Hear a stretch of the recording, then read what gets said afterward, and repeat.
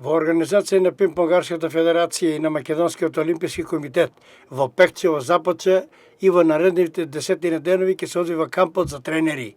Се одржа пресконференција на која се обратија градоначалникот на општина Пекчево, претседателот на Пинг-понгарската федерација, генералниот секретар на Олимпискиот комитет и претседавачот на семинарот.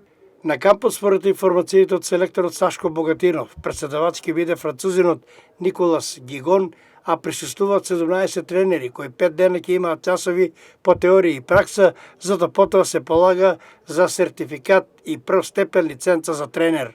Потоа во наредните 5 дена тренерите ќе имаат практично полагање со изведување на тренинг со репрезентативци. Сите овие успешни тренери на крајот на кампот ќе се стекнат со сертификат и лиценца потврдени од меѓународната ITTF федерација.